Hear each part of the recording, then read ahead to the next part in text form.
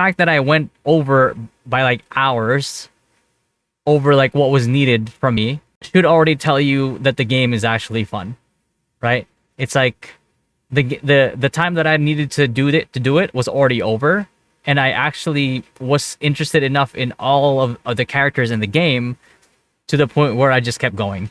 Like I was fully aware I was going overtime, but the game is just that fun, right? At the very least, for like as my like initial first impressions.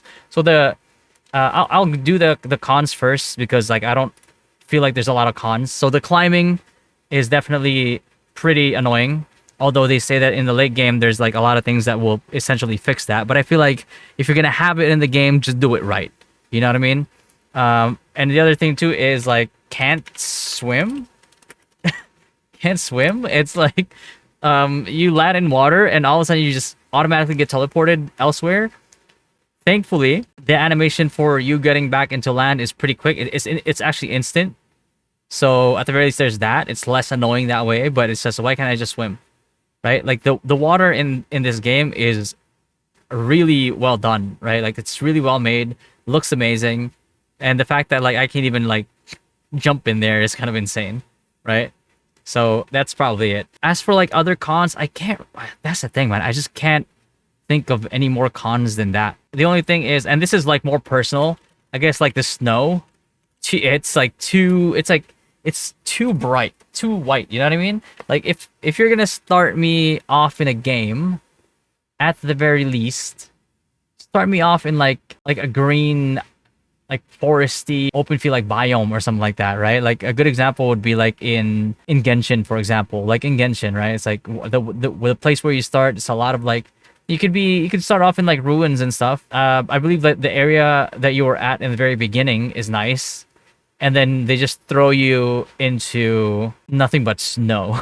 So that's that. Like, and that's like me nitpicking too. Like, there's just not a lot of cons that I've seen in this game so far. All characters here, all characters look and feel interesting to play. Right? So you look at like let's say Becca, right? I kind of like saw already in the trailer. I really wanted to play Psyche because of like how she plays in her ultimate and how it does. And then I get into the game and not really knowing much about the other characters, and I'm looking at the other characters, and it's all of a sudden I went from like, okay, I really just want to main Psyche because she looks the coolest, right, with her ulti. And it went from that to like, oh, I want to build Becca now. It's like, oh wait, Lady Nightfall now. Like I really want to build Lady Nightfall now. And it's like all of a sudden, like, oh wait, hold on. It's like Elizabeth. Oh, she's a great sword user. She's like, it's like really, really cool concept that she has. Okay, I want to build her now. And then all of a sudden, I went from like, okay, I want this character to like, all these characters to me look very interesting, and I want to build them, right? And it's in the early game, I'm like a little overwhelmed because like I want to build so many characters and I barely even started the game. So I think they did an incredible job at making it look and feel like interesting to play when it comes to like the characters. So, and the other thing too is the story. Right? I know like towards the end I wanted to get to the Lisbeth part already, but like people were saying that the story at the beginning was kind of slow, but I actually did enjoy the story, and I'm usually not a story type of guy, right? So that's like one. Again, that might be subjective. Some people will probably like hate it or not even like or even skip it all throughout. But in my opinion, I at the very least thoroughly enjoyed the story. Combats. So combat is also pretty good. I personally like the combat. So usually when it comes to the like the switching around of like different like weapons. Let's say for example, like when you're switching weapons in like other games, like let's even say like New World, right? Rest in peace, right? There's usually that like slight delay, but in this game, I just think that it's a really good idea that they just decided to make melee left mouse click and rearrange weapon right mouse click, right? You can switch like seamlessly between the two instead of pressing one for melee or pressing two for like ranged, and then you have to get that like second where your character is trying to pull out the weapon for a little bit more realism. And I just never liked that type of transition. So the fact that like it's seamless, that transition makes the game and the combat like really good to play. My usual judgment for combat usually, and what I say by like good combat, is if the game allows you to react in different ways depending on the circumstance. It's like usually that's already done by being able to having a dodge mechanic in the game. Like for me, like once a game actually has a dodge mechanic in a perfect like or like even like a regular dodge or even a perfect dodge mechanic, to me that's already a plus, right? And along with the seamless like transition between the two, I do feel like it does really well. And another thing that it does really well too, despite like except for the climbing thing, is the movement. The movement is just very it's very reminiscent of Warframe, right? Like you have your Helix jump, which is essentially Warframe, and that's why they call it anime Warframe, is because of the fact that like, hey man, like even the perspective is kind of like Warframe as well. But the movement, when people think of like, what do you think about like what do you think a good MMORPG is, or what do you think a good game is, right? Or what a good MMO is? You usually think, well, I want to take this from this game, they do it really well. I want to take this feature from this game, they do it like really well. And I want to take this feature and all these features from other games that they do really well, and you just kind of like mash them together, right? And I feel like in terms of movement, the fact that they said like, you know what, Warframe does it really well. Grab that, put that in the game, boom, there you go. Incredibly easy to do, but also really, really effective, right? So, yeah, like again, it doesn't take a lot for them to really make the movement like more satisfying, but the fact that they're just like taking it from Warframe is all you really need to do. Like you don't have to like giga brainstorm like something new and transcendental. If something already is out there and it's already proven to be like really good, there's no shame, and you definitely 100% should take it and implement it because that's what people like. And it works exceptionally well in this game. The environments, I did say that I wasn't particularly a fan of the snow, but I did say in the beginning that the graphics and everything, the environment does remind me a lot of Wuthering Waves. I know like people say Genshin, but I feel like it's more akin or a little bit closer to Wuthering Waves, like stylistically at least. I know there's like not much of a difference there, but like it does. When I first saw it, my first impression was like, oh, Wuthering Waves. And that will always and forever be a plus to me, right? And that is also the same for like the graphics.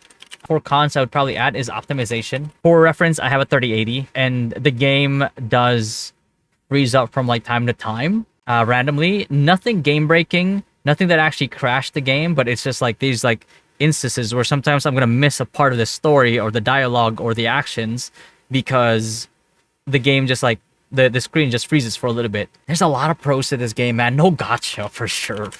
No got. I'm gonna put that there. Just no gotcha. No gotcha for characters. Oh no, or rather, I'll put because there are gotchas for like costumes and shit like that, right? So let's say no gotcha for characters. There is gotcha for like costumes and stuff, but who cares?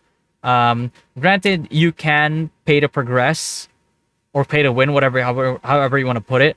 The characters, right? Correct me if I'm wrong. The fact that you have an option to just outright buy them or grind it for free is insanely good. And surprise, surprise, like another game does that. Guess what? League of Legends, right? League of Legends, you could keep playing the game and you can get all the heroes and you get all the champions in the game. Or you could spend money and just get the champions to begin with, right? And chances are that's entirely your choice because you probably don't even need to really unlock all the characters at once because you're still learning the game. And while you're learning the game, you're able to get this opportunity to actually get the characters themselves. So that for me is an insanely huge plus, right? I feel like the company definitely went in the right direction when it comes to this. It's a very, very, very bold move, but I think personally it's what works for them. And like for me as a consumer, as a player, I see this right here and look at it. It's like, you know what? I would spend money just to support the game versus having to maybe spend over $1,000 to C6 a character. You know what I mean? It's such a huge plus, man. It makes you wanna. I think it's like as a consumer, I appreciate it a lot, and I feel good about my purchases, right? Like thing about like gacha is like you spend money on like a lot of this gacha stuff to get like top tier characters, and then you just feel disgusting after. You know what I mean? So they've completely gotten rid of that. It's like you already know 100% what you're what value your money has in terms of like getting a new a character or something like that, right? So it's a huge plus for me. And I think that they do deserve a lot of kudos for that one. So I'm 100% gonna put that as a pro. Other pros of the game. What else is there? Adapts a lot of tried and true game modes.